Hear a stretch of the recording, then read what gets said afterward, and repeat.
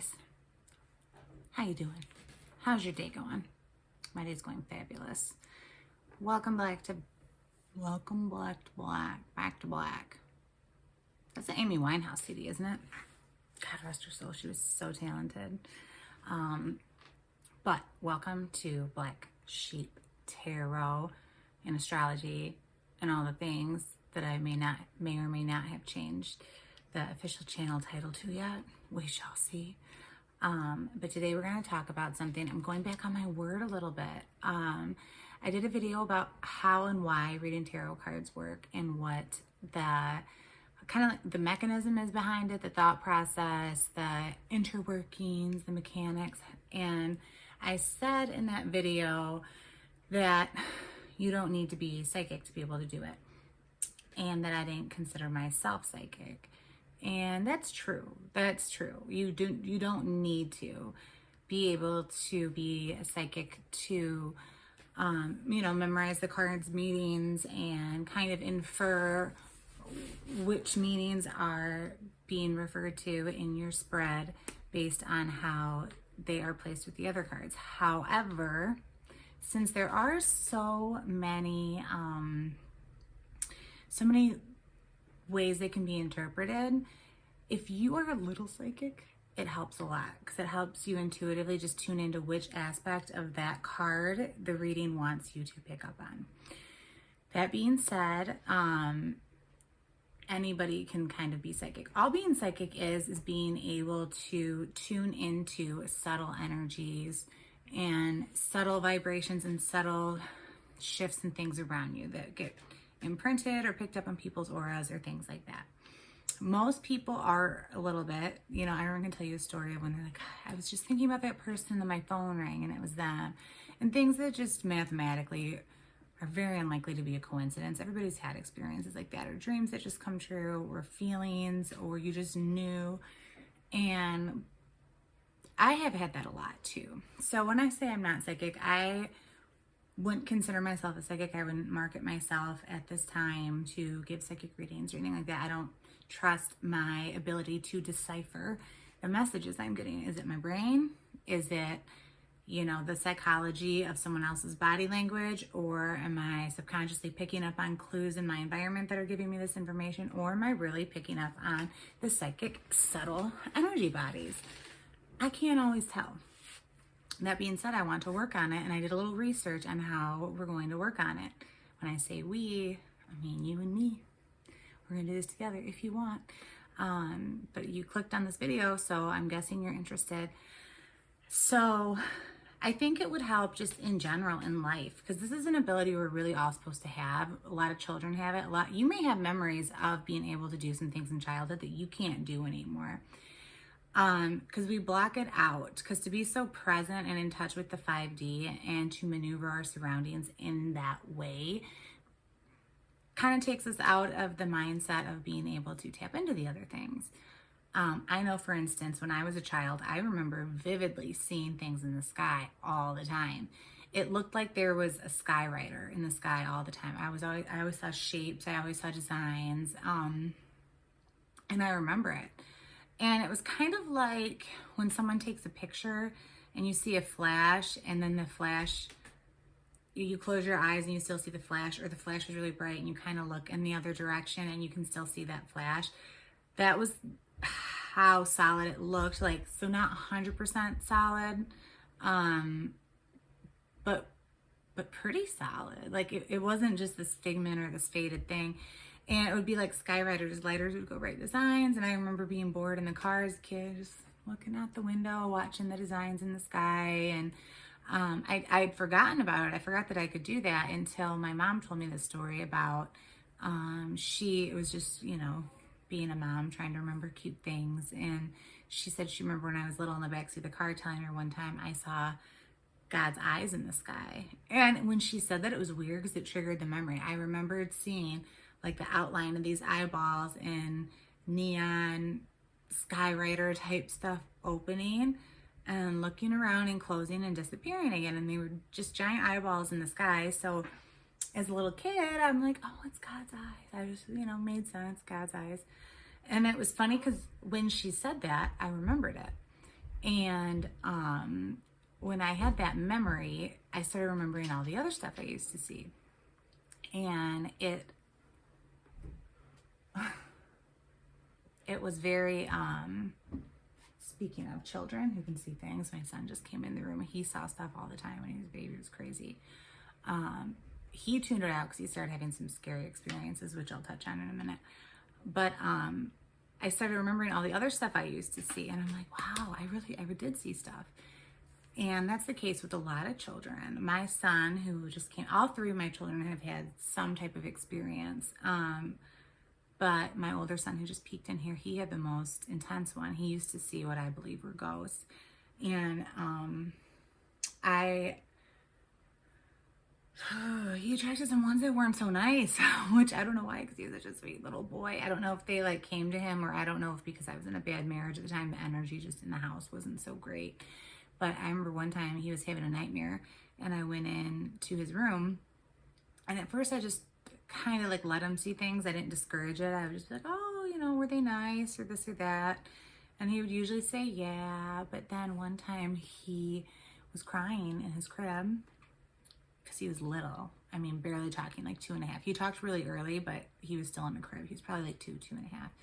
And I went in there and he's crying, and I thought he was having a nightmare. And I said, what's wrong? You know, what's wrong, honey? And he was like, Mom, the blue lady, she's so mean and she won't leave me alone. And I was like, oh, well, what is she saying to you? And why won't she leave you alone? He goes, oh, she's all blue and she's so scary and her hair's all wet. And he says, I said, okay, well, what is she saying to you? What is she saying that's scaring you? And he said that she was telling him at 2.5 years old, I am not kidding you, he said she was telling him to blow in her mouth because her lungs didn't work. What? I get goosebumps still when I tell that story, because when that came out of my 2-year-old's mouth, there's no way he would, she's blue because she drowned, wet hair, blow in my mouth because my lungs don't work. What? And he said, she just won't leave me alone, and she's saying I'm stupid, and she won't, I don't want to blow in her mouth. Like, he was scared. And I was like, all right, well, you just tell her to go away. If she doesn't go away, ignore her. If you don't feed into this, they'll go away. And I told him that. And honestly, after that night, aside from a couple dreams he said that have come true, and a room that he had a really bad feeling about at his dad's old house, he hasn't really had the experiences anymore. He shut it out. And that's really common to do when you get older, is to kind of shut out your experiences. And that is, if you want to try to get it back, think back to when you were a kid. Any imaginary friends you had, any times where your imagination was just really good, think back. I bet you had it. So how do we try to get it back if you want it? So from what I've been reading, and it makes sense, meditation is by far the most helpful thing you can do. I'm pretty good at meditating now. I don't do it as often as I should, or as often as I'm going to want to do if I want to like reopen kind of my like psychicness, because it helps you be present enough and clear out your mind enough to be able to recognize what is your mind's chatter and then what is input coming in from somewhere else. Meditating is what's going to help you be able to decipher the information you're getting, number one. And there's a lot of cool meditations out there all over YouTube, guided meditations. If you don't meditate a lot, if it's hard for you to get in that space, I would recommend some guided meditations to start. I can put on some Hertz frequency type music and just kind of snap into it, and I have good luck doing it that way. But if you don't, try a guided meditation, because there's so many out there that are so good, and it's really going to help you. Hold on. Now you're going to have to edit this out. Go. We don't have to go right this second. We got to be there in 15 minutes. No, we don't. It's not 3:45.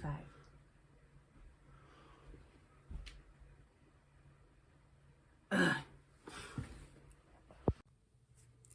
Hi guys, sorry. I had my son, who saw the crazy, scary blue lady when he was little and interrupted a minute ago, was interrupting because it was time for me to take him to wrestling practice, and I completely lost track of time. Mother of the year, I swear. But so I took him to wrestling and then ran a few errands and picked him up and came back. You know, it'd be cool if we could get his psychic abilities kind of back and rolling so he would know what his wrestling opponent was going to be doing on the mat, stay one step ahead. I don't know if he's really interested or not, though. He kind of just like smiles and nods and humors me when I talk about this stuff with him. He doesn't really remember, but he's sweet, and he lets me go about it. He's my good boy. He's a moon in Cancer, which means he's gonna be kind of a mama's boy, which I like forever and ever. Because my other son isn't. He's not so much. He's like, Mom, as soon as I'm 18, I'm moving to Spain to play soccer, and you can come visit me once a year. And I'm like, all right, I like your dream, son. But anyways, I'm back now, and I know I was talking about meditation and why it's important, because it helps you be able to decipher what you are hearing, and if it is your own thoughts, your own perceptions about what you're picking up on from body language or other cues in the room and stuff like that, or if it's really you're tapping into the subtle energies that being able to understand kind of technically make you a psychic. So yeah, you are going to want to meditate.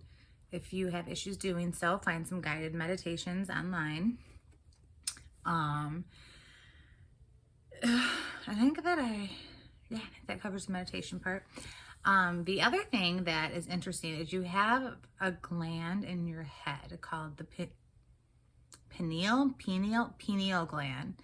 And it's long been thought by ancient cultures for a long time that this gland is kind of what is the part of your brain, the part of your mind that processes that like wavelength of vibration that has all the psychic information in it. And it's right here, which is where the third eye, the idea of the third eye comes from. Your sixth sense with your third eye, all the drawings dating back thousands and thousands of years, people were drawing that eye, the third eye. You might see it alive, a bracelet with the eye on it. I have a pillow downstairs, the all-seeing eye. That's kind of representative of your pineal gland. And that gland can become calcified really easily, and once it's calcified and hardened up, it's harder to use, it's harder to access. Fluoride and processed food are kind of the number 1 and 2 culprits of things that can calcify that gland for you.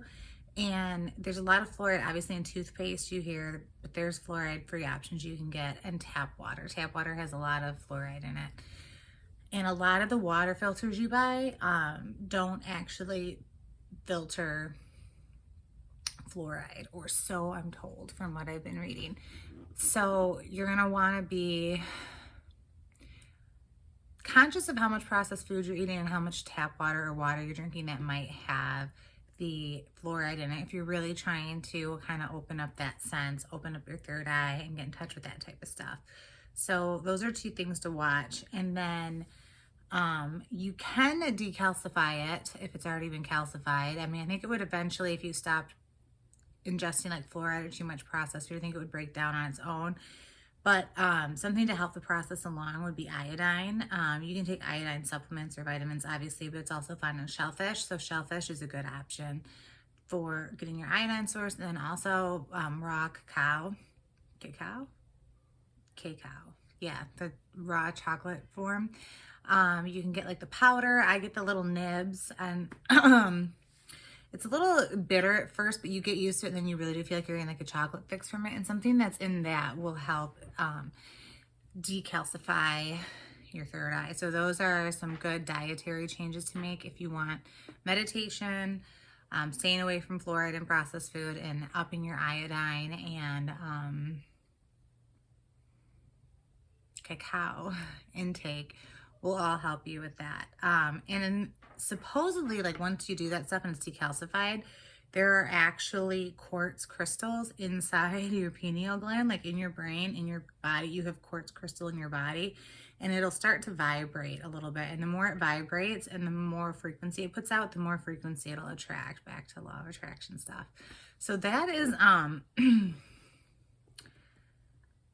that's really, really the main tips that stuck with me when I was watching. And I know, you know, like I was saying, anybody can do this stuff and get tapped into it. But just for curiosity's sake, if you want to try to get an idea of what your aptitude might be for how easily it's going to come to you, you know, everybody can become good at something if they practice enough, but some people it just comes easier to them and they're better at it right off the bat.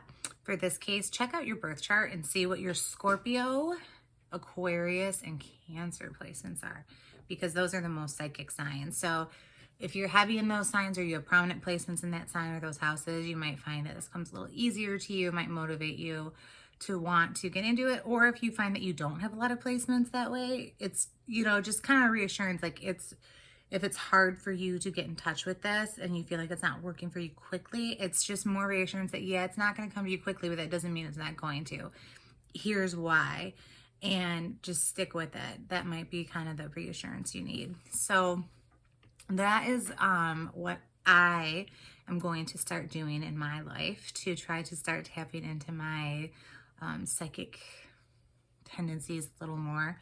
And oh, another thing I like to do is yoga, because that's kind of like a physical